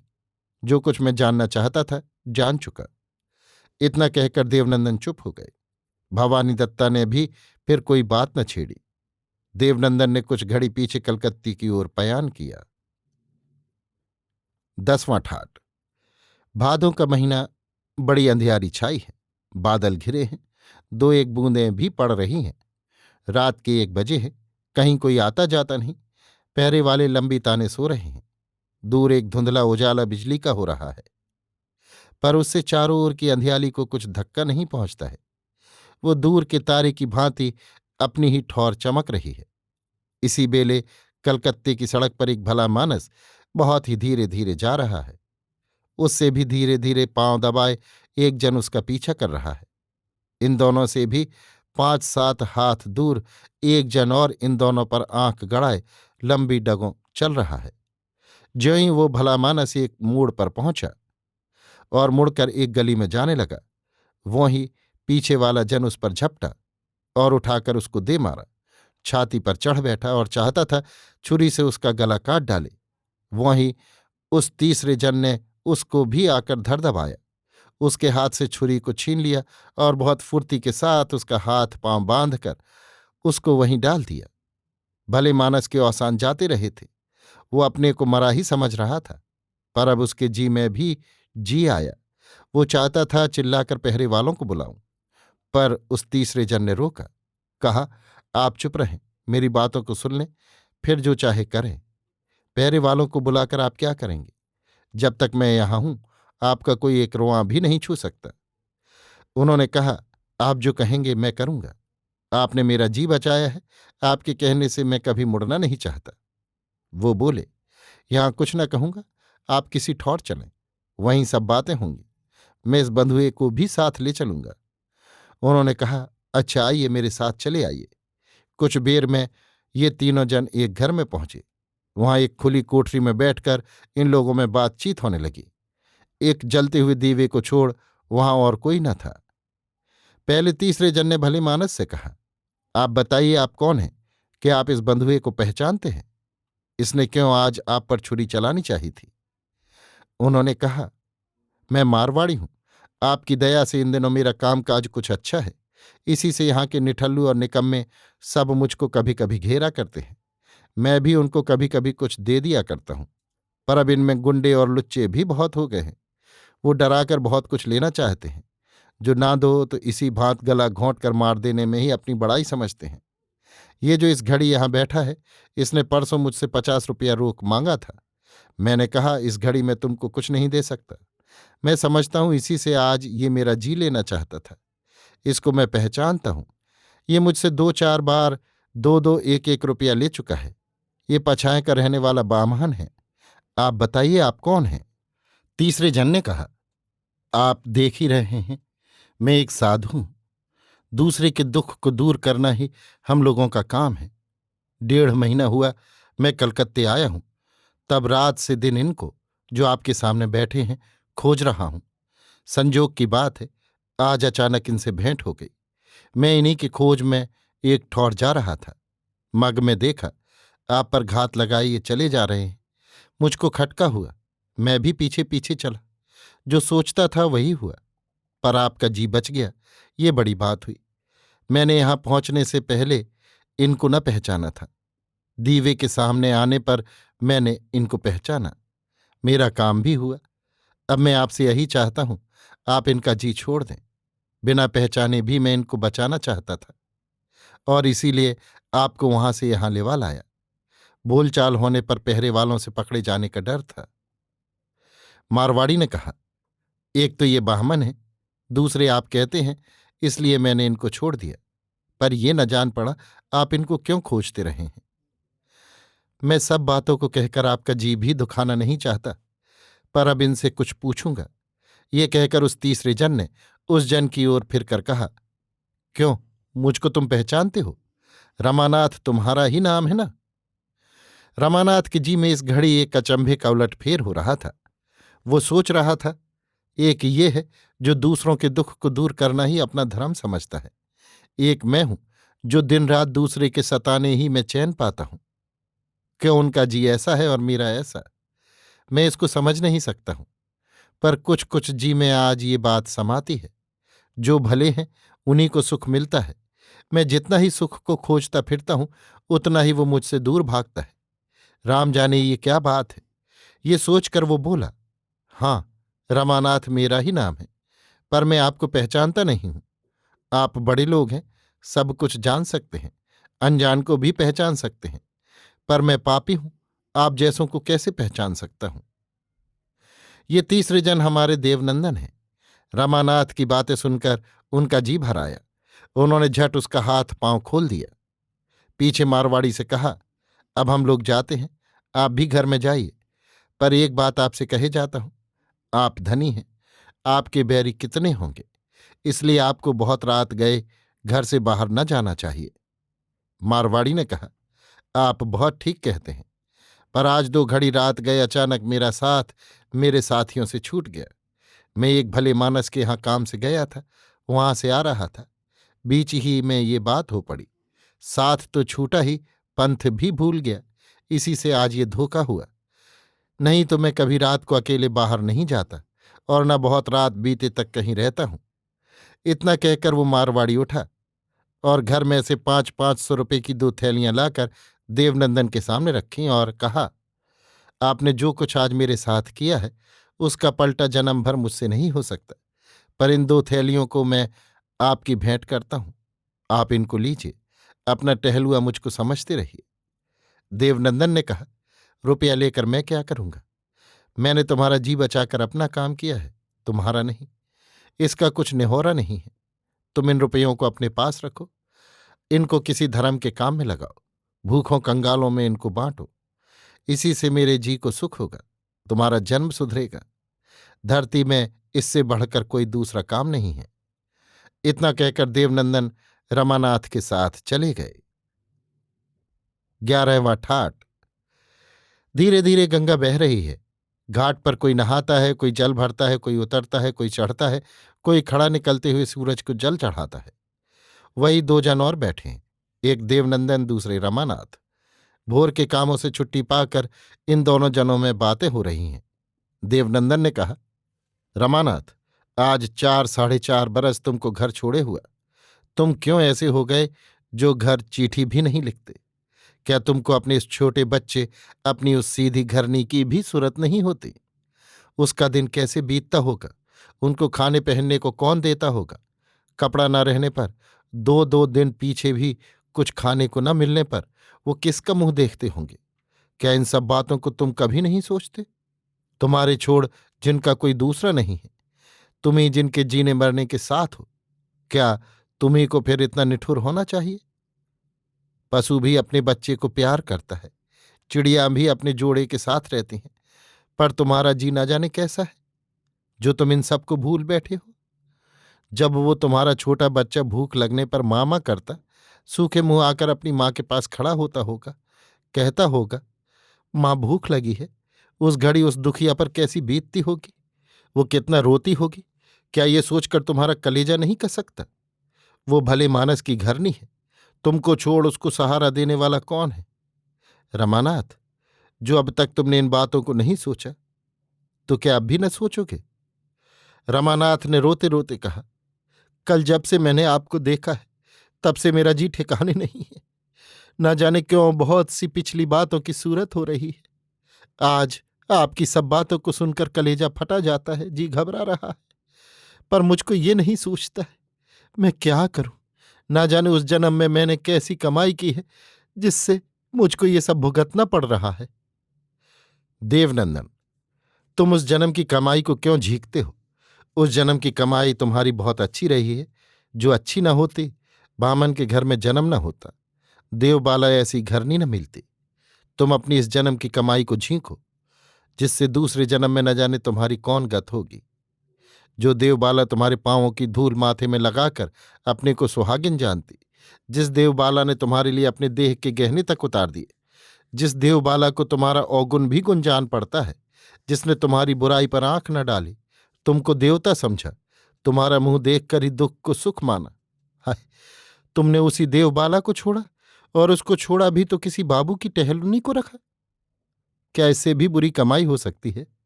रमानाथ, तुम्हारा जन्म ब्राह्मण के घर में हुआ है। तुमको दूसरों का भला करना चाहिए, जो कुछ मिल जाए उसी पर संतोष रखना चाहिए। ऐसा काम करना चाहिए जिसे किसी का जी न दुखे। सबसे प्यार के साथ बरतना चाहिए। जिन कामों को करने से धरती के जीवों का भला हो, उन्हीं में जी लगाना चाहिए। पर तुम चोरी, ठगी, बटपारी करते हो, धोखा देकर डराकर दूसरों से धन लेते हो। जिन बुराइयों का नाम सुनकर रोआं खड़ा होता है, उन्हीं के करने में जी लगाते हो। कल तुमको मैंने अपनी आंखों दूसरे का गला काटते देखा। इस पर भी तुम्हारे पास एक कौड़ी नहीं है। इन बुरे कामों को करके तुम जो कमाते हो, उसको रंडी भड़ुओं को खिला देते हो, नाच रंग में उड़ा देते हो। क्या इन बुराइयों से बढ़कर भी कोई बुराई है? इन कमाइयों का पलटा उस जन्म में तुमको क्या मिलेगा? क्या भूल कर भी अपने जी में सोचते हो? कोल, भील, भर, पासी जिन कामों के करने में हिचकते हैं, जिन बुराइयों का नाम सुनकर कान पर हाथ रखते हैं, वही बुराइयां तुमसे होती हैं। उन्हीं कामों को तुम करते हो। क्या इससे नरक में भी ठौर मिलेगी? मैं समझता हूं ऐसे लोगों को देखकर नरक भी कांप उठेगा। रमानाथ, क्या अब भी तुम सोच सकते हो? क्या अब भी सच्चे जी से भगवान को पुकार कर कह सकते हो, प्यारे, जो चूक आज तक मुझसे हुई, आगे को मैं कान पकड़ता हूं, तू उनको क्षमा कर। तेरी ही दया से मेरे सब पापों के कट जाने का आसरा है। मैं समझता हूं तुम बामन के घर में जन्मे हो, बामन का ही लोहू मांस तुम्हारे में है। अब तक तुमने जो किया सो किया, अब से अपना जन्म बना सकते हो। रमानाथ रो रहा था, फूट फूट कर रो रहा था। पाप एक एक करके उसकी आंखों के सामने नाच रहे थे। देवनंदन की बातों से उसके कलेजे पर चोट सी लगी थी। वो डरा भी बहुत था, उससे बोला न जाता था, पर उसने जी थाम कर कहा, आप मुझको बचाइए, आप मुझ डूबते को सहारा दीजिए। अब आप जो कहेंगे वही मैं करूंगा। 2 महीना हुआ मेरी रखेली भी मर गई। ये झंझट भी मेरे सिर से जाता रहा। रहा पेट का झमेला, उसके निबाह के लिए आप जो कहेंगे वही मैं करूंगा। जिसमें मेरा भला हो, जिसमें मैं भगवान को अपना मुंह दिखा सकूं, आप उन्हीं बातों को बताइए, अब मैं उन्हीं को करूंगा। देवनंदन ने कहा, सबसे सीधा ढर्रा यही है, तुम घर चलकर अपने बाल बच्चों में रहो। अपनी दुखिया घरनी के उजड़ते घर को बसाओ। भाग से, भली कमाई से जो मिले उसको खा पी कर अपना दिन बिताओ। इसी में तुम्हारा भला होगा। भगवान को मुंह दिखाने जोग तुम इन्हीं कामों को करके होगे। रमानाथ ने कहा, ना, घर में न चलूंगा। कौन मुंह लेकर चलूं? मैं आप ही के साथ साधु होकर रहूंगा। अपना भला मैं इसी में देखता हूं। देवनंदन, क्यों ना घर चलोगे? घर चलना होगा। यही मुंह लेकर घर चलो। इसी मुंह के लिए तुम्हारी घरनी तरसती है। यही मुंह उसके अंधियाले जी का उजाला है। इसी मुंह के देखने के लिए वो एक घड़ी को एक एक बरस ऐसा समझ रही है। जो अपने बाल बच्चों में धर्म के साथ रहता है, उसको साधु बनने से क्या काम है? तुम घर चलो, तुम्हारी भलाई इसी में है। रमानाथ, मेरे खेत सब गिरों हैं, दूसरा काम करने आता नहीं। आज तक मुझको अपने ही पेट से छुट्टी नहीं। कल घर चलने पर बाल बच्चों का निबाह कैसे होगा? जिन बखेड़ों से घबरा कर मैं भागा था, उन्हीं सब बखेड़ों को आप फिर मेरे सिर डालते हैं। घर चलने पर मेरी गत फिर जैसी की तैसी होगी। आप दया करके मुझको घर चलने को न कहिए। देवनंदन, ये लो, इसको पढ़ो। देखो तुम्हारे सब खेत छूट गए हैं। मैं इन सब बातों को ठीक कर चुका हूं। मैं जानता था तुम घर आने की बात चलने पर यही कहोगे, मैं घर चलकर खाऊंगा क्या? इसीलिए इसका रुपया चुकाकर इसको साथ लेता आया हूं। जो तुम न पढ़ सकते हो, इसको किसी से पढ़ा देखो। फिर आज तक तुम्हारे बाल बच्चों का निबाह कैसे होता है? जिस दाता ने आज तक उनका निबाह किया है, वही अब भी करेगा। तुमको ऐसी ऐसी बातें न उठानी चाहिए। रमानाथ देवनंदन की करतूत देखकर और उनकी बातें सुनकर अचरज में आ गया। बोला, अब मैं क्या कहूं? जो आप कहते हैं वही करूंगा, घर चलूंगा। मैं आपकी बात टाल नहीं सकता। आप कहते हैं घर चलने ही से मेरा भला होगा, तो मैं घर चलूंगा। इतनी बातें होने पीछे दोनों जन घाट पर से उठे और अपने डेरे की ओर चले गए। 12वां ठाट। जिस दिन देवनंदन देवबाला को समझा बुझाकर रमानाथ को खोजने निकले, उसी दिन देवबाला को अपना दिन फिर फिरने का भरोसा हुआ। 1 महीने तक वो बहुत अच्छी रही, पर सुख उसके भाग में बदा न था। दूसरे महीने उसको थोड़ा थोड़ा जर आने लगा। तीसरे महीने वो बहुत बढ़ गया, खाना पीना सब छूट गया। दिन दिन वो दुबली होने लगी। कुछ दिन तक उठती रही, फिर उठ बैठ भी न सकती। दिन रात खाट पर पड़ी रहने लगी। अपना कोई पास न था। देखभाल दौड़ धूप कौन करे। उसी पड़ोस की बूढ़ी ब्राह्मणी से जो कुछ बनता वो करती। उसने लोगों से पूछ पाछ कर देवबाला को 2-1 औखद भी खिलाई, पर उससे कुछ न हुआ। दिन दिन उसका रोग बढ़ता ही गया। आज उसकी दशा तनक भी अच्छी नहीं है। बुढ़िया मन मारे उसकी खाट के पास बैठी है। कभी चुपचाप रोती है, कभी देवबाला की आंख बचाकर आंसुओं को पोंछ देती है। देवबाला का 4 बरस का छोटा बच्चा भी उसी खाट के पास खड़ा है। कभी रोता है, कभी मामा करके खाने को मांगता है, कभी धूल में लौटता है, कभी मुंह के पास जाकर कहता है, माँ, बोलती क्यों नहीं हो। लड़के का रोना सुनकर देवबाला ने आंखें खोली, हाथ से लड़के को पास बुलाया, अपने आंचल से उसका धूल झाड़ा, कहा, बेटा क्यों रोते हो, अभी तुम्हारी माँ जीती है। इतना कहकर देवबाला ने लड़के को गोद में बैठा लिया, पर इतना रोई जिससे बिछावन तक भीग गया। बुढ़िया ने कहा, क्यों रोती हो देवबाला, अभी तुम्हारा क्या बिगड़ा है। इस बच्चे का मुंह देखो, इसको न रुलाओ। तुम्हारा मुंह देखकर ये रो रो उठता है।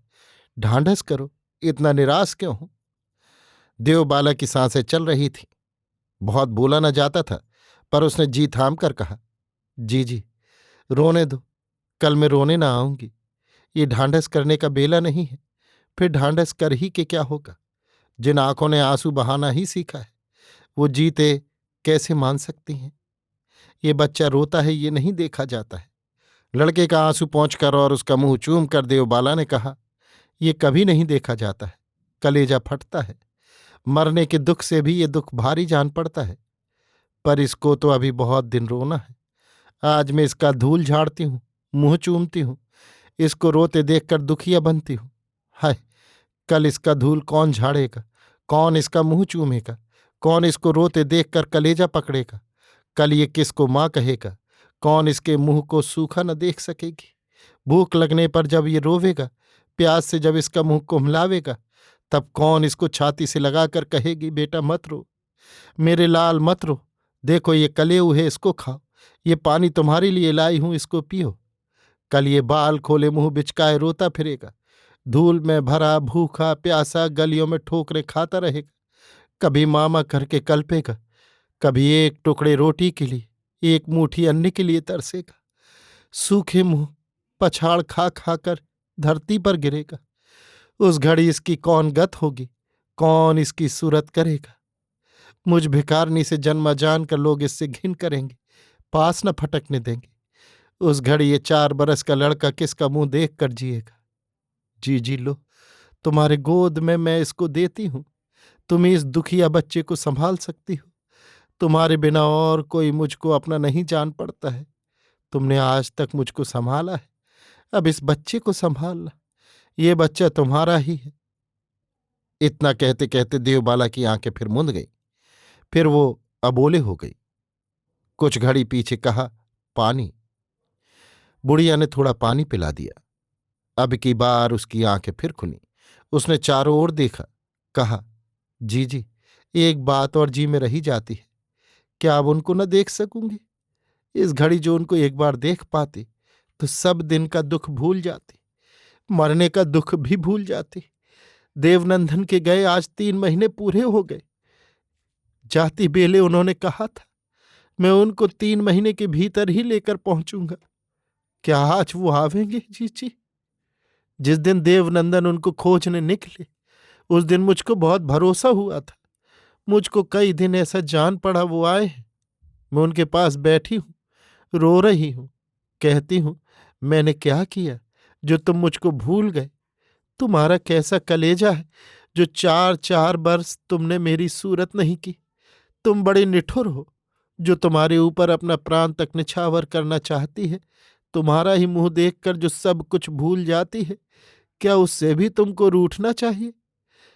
वो इन बातों को सुनते हैं, अपने हाथों मेरा आंसू पोंछते हैं, कहते हैं, क्या मैं तुमको भूल सकता हूं? पर भाग ने जो चाहा सो किया, जाने दो। अब इन बातों को कहकर मुझको न लजवाओ। पर हाय जीजी, ये सब मेरा सपना था, वो तो आज भी नहीं आए। जी की जी ही में रही जाती है। जो मैंने कुछ पुण्य किया हो, जो मेरे पहले जन्म की भली कमाई हो, तो मैं यही चाहती हूं उनको एक बार देखूं। इस मरते बेले एक बार उनको देखकर अपनी आंखें ठंडी करूं। जीजी, क्या भगवान मेरी ये पुकार सुनेंगे? जिस घड़ी देवबाला बुढ़िया से इन बातों को कह रही थी, उसी बेले बाहर किसी के पांव की आहट सुन पड़ी। थोड़ी देर में देवनंदन ने घर के भीतर पांव रखा। देखा, देवबाला की सांसें चल रही हैं, आंखें टंग गई हैं और बात उसके मुंह से बहुत ही रुक रुक कर निकल रही है। देवनंदन बाहर ही से देवबाला की दशा सुनते आए थे। घर में आकर उसकी ये दशा देखकर उनका कलेजा फट गया। बहुत संभालने पर भी जो न संभला, पर उन्होंने कलेजा थाम कर कहा, देवबाला, रमानाथ आए हैं, क्या कहती हो? देवबाला ने प्यार के आंसू बहाकर कहा, भैया, अब इस जन्म में भेंट न होगी। मैं चली, पर मरने के दुख से भी बढ़कर जो दुख था, उसको तुमने दूर किया। मैं इसका कहाँ तक निहोरा करूं? मुझको भूल न जाना।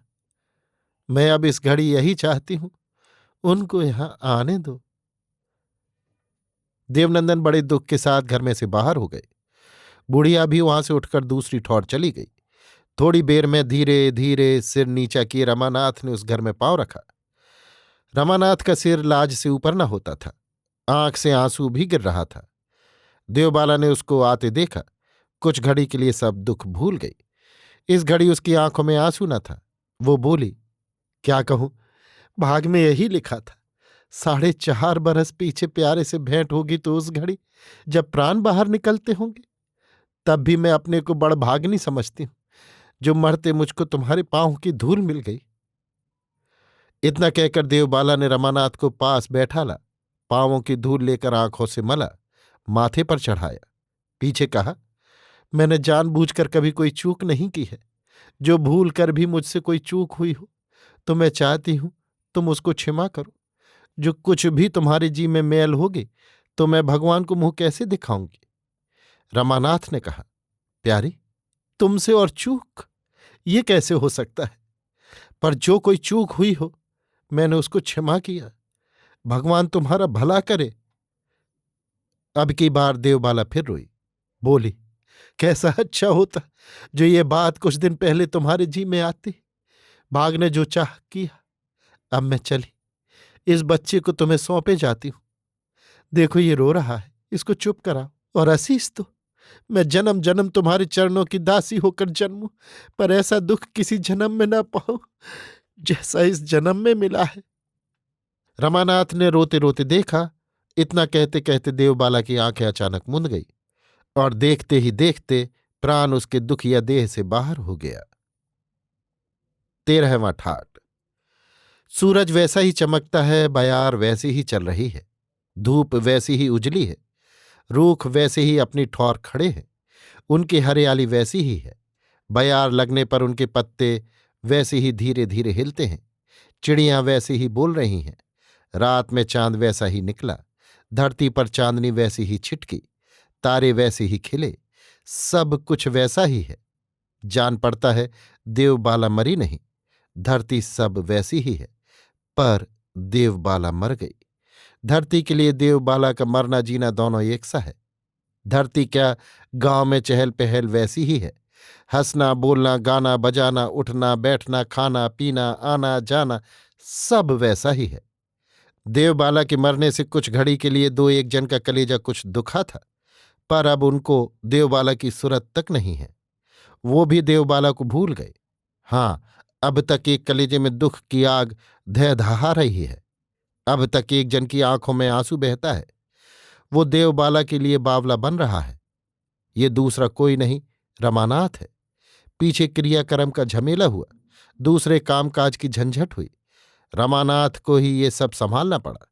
धीरे धीरे उसका दुख भी घटने लगा। धीरे धीरे वो भी देवबाला को भूल रहा है। एक एक करके दिन जाने लगे। देवबाला को मरे कई दिन हो गए, पर देवनंदन अब तक उसको नहीं भूले हैं। अब तक वो लड़कपन की हंसती खेलती देवबाला, अब तक वो ब्याह के पहले की बिना घबराहट की लजीली देवबाला, अब तक वो दुखिया रोती कलपती देवबाला उनकी आंखों में, कलेजे में, जी में, रोए रोए में घूम रही है। सोते उठते बैठते खाते पीते देवबाला ही की सूरत उनको बंधा रही है। वो सोचते हैं, क्यों? देवबाला की कोई ऐसी कमाई तो नहीं थी जिससे उसको इतना दुख मिले। फिर किस लिए उसका ब्याह ऐसे निठल्लू निकम्मे अनपढ़ बुरे के साथ हुआ जिससे उसको कलप कलप कर दिन बिताना पड़ा? क्यों उसके माँ बाप ने उसको ऐसे घर में ब्याहा जहां वो एक मुट्ठी नाज के लिए भी तरसती रही? क्यों ब्याह के 6 ही महीने पीछे ससुर मर गया, बरस भर पीछे पुरुष परदेश चला गया, थोड़े ही दिन पीछे सास भी मर गई, माँ बाप जगन्नाथ जी गए फिर न लौटे? रमानाथ कहते थे वो दोनों एक ही दिन कलकत्ते में मर गए। क्यों? एक के पीछे एक ये सब कलेजा कपाने वाली बातें होती गई। और क्यों जब उसके दिन फिर फिरने पर हुए तो वो आप ही चल बसी? क्यों जो इस धरती पर डर कर चलता है वही मुंह के बल गिरता है? क्या धर्म से रहने वाले ही को सब कुछ भुगतनी होती है? राम जाने ये क्या बात है। पर जो ऐसा न होता, देवबाला को इतना दुख न भोगना पड़ता। सास ससुर सब दिन जीते नहीं रहते, माँ बाप भी कभी लड़की के काम आते हैं। माँ बाप ससुर सास के मरने से कभी देवबाला को इतना दुख न भुगतना होता जो रमानाथ भला होता। रमानाथ के बुरे और निकम्मे होने ही से देवबाला की ये सब दशा हुई। इससे मैं समझता हूं देश की बुरी रीत जो रमाकांत के जी को डवाडोल न करती, अनसमझी से जो वो हाड़ ही को सब बातों से बढ़कर न समझते, झूठे घमंडों के बस उतरकर ब्याह करके लोगों से हंसे जाने का जो उनको डर न होता, तो वो हठ न करते, और जो हठ न करते तो रमानाथ जैसे क्रूर के साथ देवबाला का ब्याह न होता, और जो रमानाथ के साथ देवबाला का ब्याह न होता तो कभी देवबाला जैसी भली तिरिया की ये दशा न होती। देश की बुरी रीतियों, झूठे घमंडों से कितने फूल जो ऐसे ही बिना बेले को मिला जाते हैं, कितनी लहलही बेलियां जो नुच कर सूख कर धूल में मिल जाती हैं, नहीं कहा जा सकता। राम, क्या तुम यही चाहते हो, ये देश बुरी रीतियों के बस ऐसे ही दिन मिट्टी में मिलता रहे? इतना कहकर देवनंदन फिर सोचने लगा, जब मैंने जग से नाता तोड़ लिया, जी के उचाट से घर द्वार छोड़कर साधु हो गया, अपना ब्याह तक नहीं किया, एक कौड़ी भी अपने पास नहीं रखता, काम लगने पर दूसरों का दुख छुड़ाने के लिए 200-400 अपने भाई से लेता था, अब वो भी नहीं लेता। उसी को समझा दिया, मेरे बाँट के रुपए से दीन दुखियों का भला करते रहना। जब इस भांत में सब झमेलों से दूर हूं, तूंबा और लंगोटी ही से काम रखता हूं, तो फिर एक तिरिया की घड़ी घड़ी सुरत किया करना, उसके दुखों को सोच सोच कर मन मारे रहना। देश की बुरी रीत के लिए कलेजा पकड़ना, आंसू बहाना मुझको न चाहिए।